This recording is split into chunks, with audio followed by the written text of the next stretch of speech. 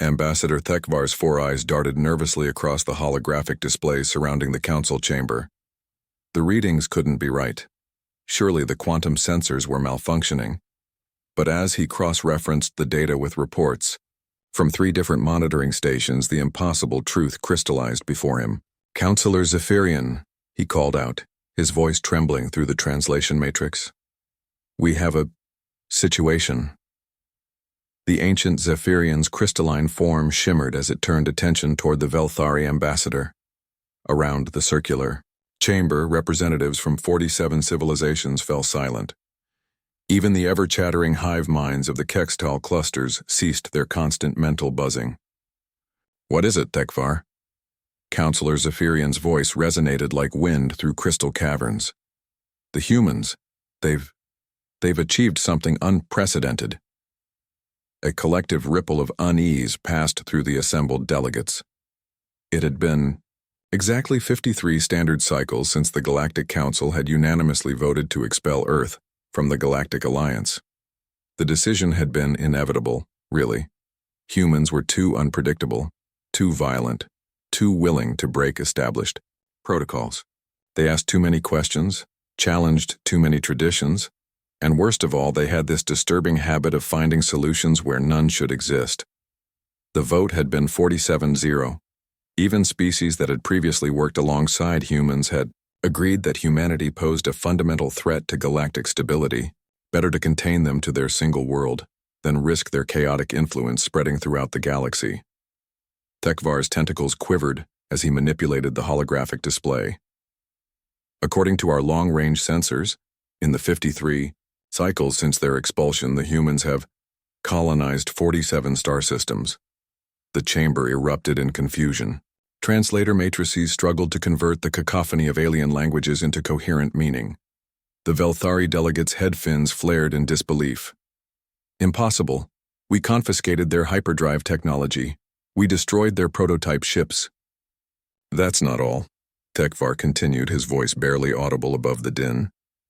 "They've developed completely new technologies we've never seen before. Their ships don't use hyperdrive.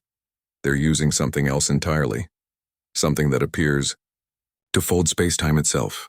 Counselor Zephyrian's crystalline structure pulsed with agitation. "Show us."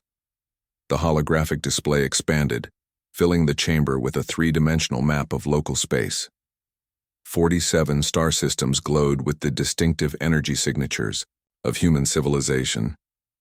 But these weren't the primitive industrial signatures the Council remembered. These were something entirely different, cleaner, more efficient, and impossibly advanced. "They call it the breakthrough drive," Thekvar reported, reading from intercepted transmissions. "Instead of punching through space-time like our hyperdrive, it creates controlled micro-wormholes. The energy efficiency is astronomical.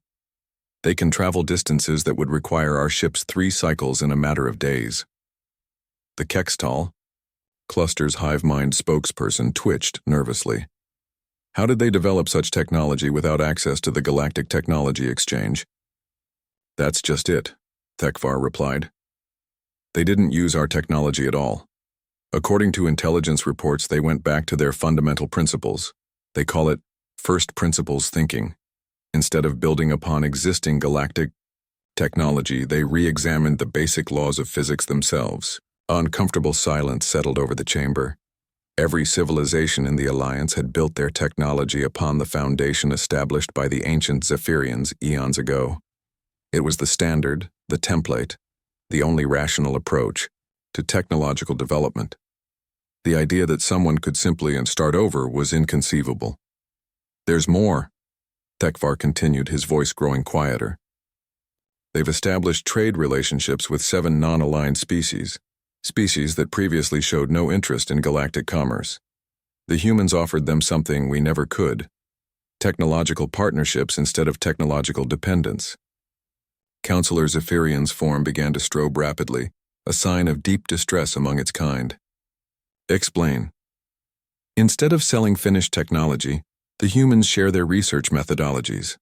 They're teaching these species how to develop their own technological solutions. The Kethmori, for instance, have developed biomechanical hybrid Technologies that surpass anything in our databases.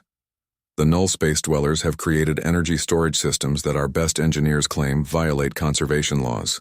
The implications hung heavy in the recycled atmosphere of the council chamber.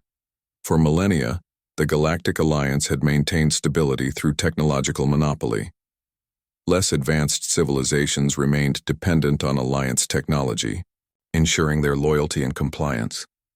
But humans were offering something far more dangerous than technology. They were offering knowledge itself. "What are their current military capabilities?" asked the Velthari delegate, though her tone suggested she dreaded the answer. Tekvar's display shifted to show ship movements along the human border. "Unknown.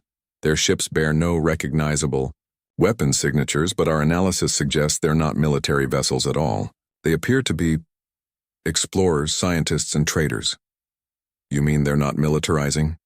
The relief in the chamber was palpable. "No, Counselor.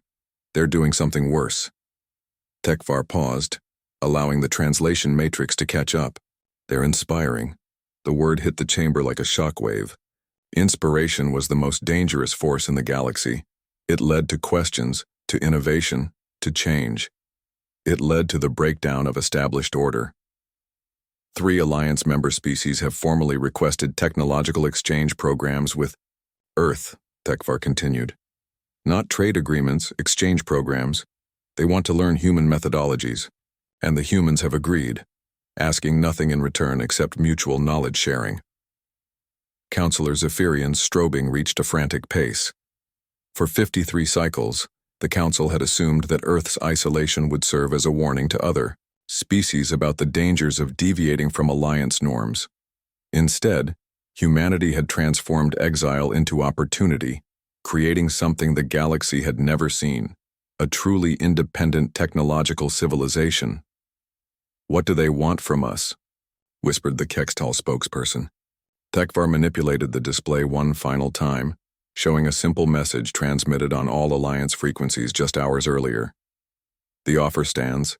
Humanity extends an invitation to all sentient species to join the collaborative network.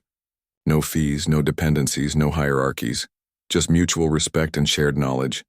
The universe is vast enough for all of us to thrive. As the message played in 47 different languages, a terrible realization dawned on every delegate in the chamber. They hadn't contained humanity at all. They had unleashed it. And now, looking at their own stagnant civilizations built on ancient dependencies, they were beginning to understand what they had lost, and what they might yet choose to gain.